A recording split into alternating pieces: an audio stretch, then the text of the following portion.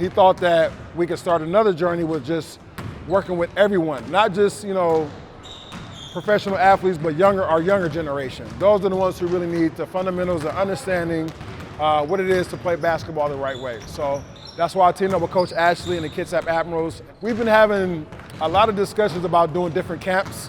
One would be a camp about financial literacy, because a lot of athletes spend their money, they don't know what they're spending it on.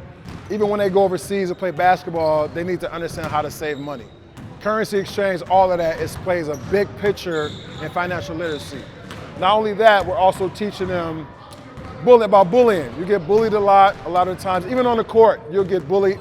Even hazing, all of that stuff is a big factor in sports today, not just basketball.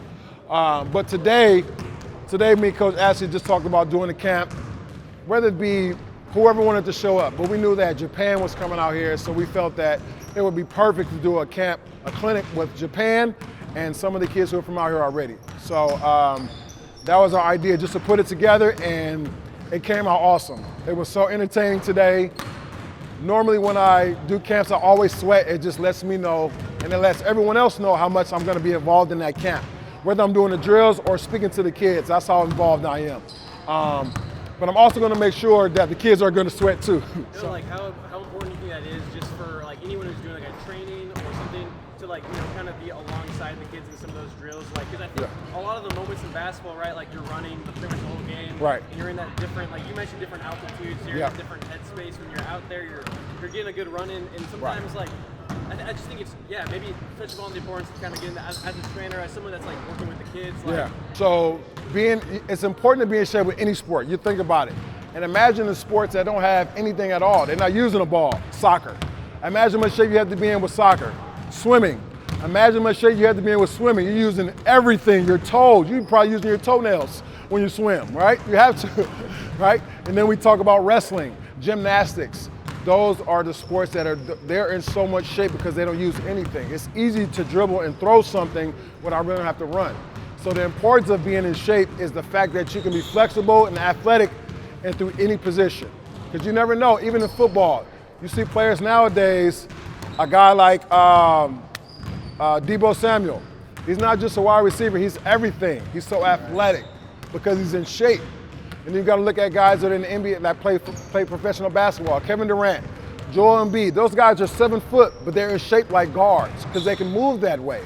So it's very, very important. Even a lot of athletes have health problems, maybe asthma. Some players might have only one lung. He plays for the Pelicans. I forgot his name, but he's a guard. He only has one lung. So you got to think about the shape that he's in, what he has to put his body through to stay in shape.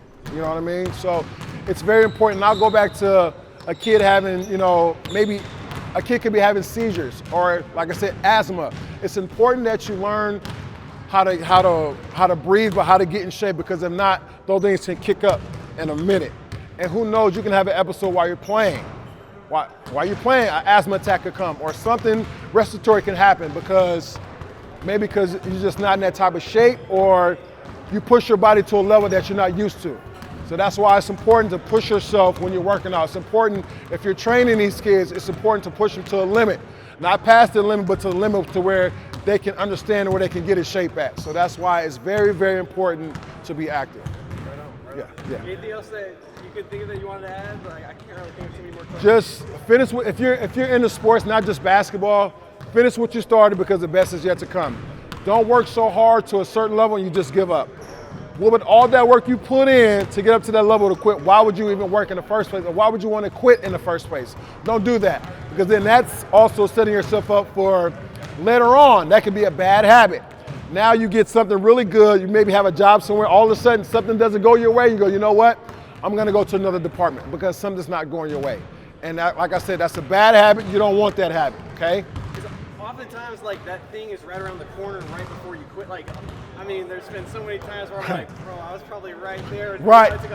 And they just wanted to quit. Yeah, do not quit. We all have been there many a time, especially if you're a kid. You're going to have a lot of life left to understand and go through that. So never quit. And this is especially for the kids. Finish what you started because the best is yet to come. Never quit, never give up, never.